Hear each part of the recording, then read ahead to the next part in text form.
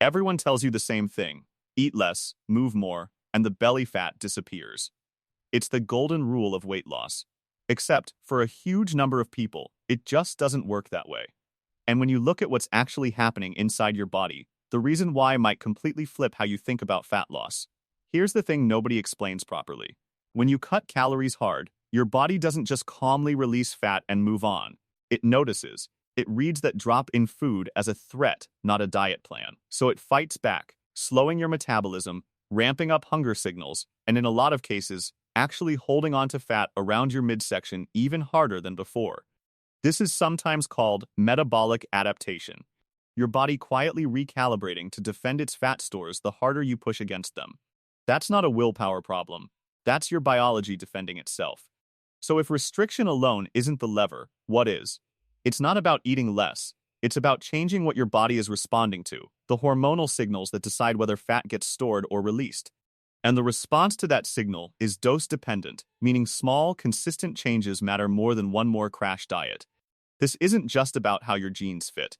The fat sitting around your midsection, called visceral fat, wraps around your liver, your pancreas, your intestines. It's metabolically active, pumping out inflammatory compounds around the clock. That's why stubborn belly fat is tied to insulin resistance, heart disease, and even long-term cognitive decline. A waistline that keeps growing, despite your best efforts, isn't just a cosmetic frustration. It's a signal your body is sending you.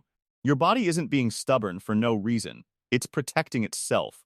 We just need to change what it's protecting itself from. In the next few minutes, I'm going to walk you through 3 biological mechanisms that are quietly keeping fat locked onto your belly, plus the one movement-based multiplier that makes all 3 work faster. Stick around, because the third one surprises almost everyone. Quick note on where this comes from. I've spent years digging through metabolic research and translating it into things people can actually use, and everything in this video is grounded in published research, which I'll reference as we go. This isn't medical advice, and it's not a replacement for seeing your own doctor. Always check with a healthcare provider before changing your diet or exercise routine, especially if you have an existing condition. There are 3 mechanisms working against you here, and once you understand them, the fix becomes obvious. Let's start with the one most people have heard of, but almost nobody actually addresses properly. Mechanism 1. Cortisol.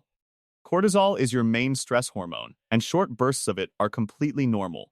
It wakes you up, sharpens your focus, gets you through a stressful meeting. The problem is, modern life doesn't give it a chance to switch off. Traffic, notifications, deadlines, a bad night's sleep, cortisol just stays elevated. And here's the part that matters for your belly specifically. Fat cells around your abdomen carry a much higher density of cortisol receptors than fat cells almost anywhere else in your body. So when cortisol is chronically high, your midsection is the first place that responds by storing more, and it also raises blood sugar to fuel that stress response, which drags insulin along with it. 2 levers actually move this. The first is magnesium. It's one of the minerals most directly involved in regulating your stress response, and most people are quietly running low on it. Pumpkin seeds, spinach, and dark leafy greens are the easiest sources. Even adding a handful of pumpkin seeds daily gives your nervous system more of what it needs to bring cortisol back down. If greens and seeds aren't practical for you, almonds, cashews, and dark chocolate all carry a similar magnesium load, so there's no single point of failure here. The second lever is sleep timing, not just sleep quantity. Research comparing sleep duration to weight found that people sleeping in the 2 to 4 hour range were dramatically more likely to carry excess weight than those getting a full night, and even a drop from 8 hours down to 5 was linked to a measurable rise in average body mass. It's not just about total hours. Going to bed at a consistent time keeps your cortisol rhythm, which should peak in the morning and fall at night, actually doing its job. Late nights and irregular bedtimes blunt that rhythm and worsen insulin sensitivity the next day, which brings us to mechanism 2. Now, if you're thinking, I already sleep 8 hours and my belly still won't move, this is usually where consistency matters more than the raw number. Going to bed at wildly different times each night can undercut good sleep duration just as much as not sleeping enough in the first place. Mechanism 2. Insulin resistance. Every time you eat, especially refined carbs and sugar, your blood sugar spikes, and insulin gets released to shuttle that sugar into your cells. Do this constantly, and your cells slow down their response to insulin. So your pancreas pumps out even more, just to get the same job done. Chronically high insulin does one very specific thing. It tells your body to stop breaking down fat and keep storing it, particularly around the abdomen, because visceral fat cells are especially sensitive to insulin storage signal. The hero fix here is fiber, specifically soluble fiber. It slows down how fast sugar hits your bloodstream in the first place, which means insulin never has to spike as hard. The best source is something most people underuse: legumes. A single cup of cooked lentils or black beans contains far more fiber than most people get in an entire day, and it comes packaged with protein too, which slows digestion even further and keeps you full longer. If beans aren't your thing, oats, chia seeds, and ground flaxseed all deliver a similar soluble fiber effect. Just stir a tablespoon of chia or flax into whatever you're already eating, or swap white rice for oats a few times a week. This is also where waist circumference becomes a genuinely useful marker. Some research actually suggests waist size predicts metabolic risk more reliably than insulin levels themselves, because it's showing you the downstream effect, not just a number on a lab test.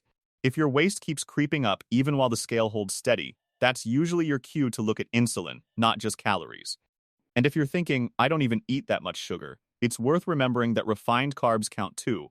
White bread, crackers, most cereals, they break down into sugar almost as fast as candy does. And alcohol adds another layer on top, because your liver processes it before anything else, which pauses fat burning while it does. None of this means one glass of wine ruins your progress. It just means the fiber-first approach matters more, the more of these you're regularly eating or drinking. Mechanism 3, and this is the one almost nobody talks about. Your belly fat cells are physically wired to resist releasing fat. Every fat cell has two types of receptors, ones that signal release fat and ones that signal hold on to it. Fat cells in your midsection carry a noticeably higher ratio of the hold on to it receptors compared to fat on your hips, thighs, or arms. That's not a metaphor, it's actual receptor density, which means the exact same hormonal signal that easily releases fat from your thighs barely makes a dent in your belly, no matter how disciplined you've been. The way to override this isn't food, it's intensity. Short bursts of high-intensity effort trigger a much stronger release of the hormones that override those hold receptors, compared to slow, steady cardio. That's part of why research reviewed by Harvard's public health team found interval-style training outperforming steady jogging, specifically for visceral fat, even when total calories burned were similar. It's not that steady cardio is useless, it's that it's fighting an uphill battle against biology that's stacked against your midsection specifically. Think of it like a lock that needs a much stronger key. A gentle walk releases plenty of fat from your arms or thighs, but your belly's receptor makeup means that same gentle signal barely registers there. It takes a sharper spike in those fat-mobilizing hormones to force the release receptors to outcompete the hold ones, and that sharper spike is exactly what a short, hard effort produces that a long, easy one doesn't, so food fixes the hormonal environment. But there's one multiplier that makes all three mechanisms work faster, and it's not about working out more, it's about working out smarter. Here's the protocol. A combined training meta-analysis found that people who paired resistance training with cardio lost noticeably more visceral fat than people doing cardio alone, even without a bigger calorie deficit. The combination matters because resistance training builds muscle, and muscle is metabolically active tissue that keeps burning through the day. While short bursts of harder cardio hit that receptor problem we just talked about, prying those hold signals open. But, and this is the part almost every fitness video skips, if you're already stressed and underslept, piling on brutal, high-intensity workouts can backfire. Intense exercise raises cortisol too. Layer that on top of an already maxed-out stress response, and you can end up working harder while your body clings to belly fat even tighter. This is the myth bust moment. The scale not moving, or the belly staying stubborn despite a hard training block, isn't proof you're not trying hard enough. It's often proof your nervous system needed gentler input, not more punishment. So here's how this actually looks day to day. You don't need a heart rate monitor or a physiology degree. Use the talk test. If you can hold a full conversation, that's your gentle movement zone. Walking, easy cycling, light swimming, that kind of thing, and you can do this most days without it costing you recovery. If you can only get a few words out between breaths, that's your harder zone, and 2 to 3 sessions a week is plenty.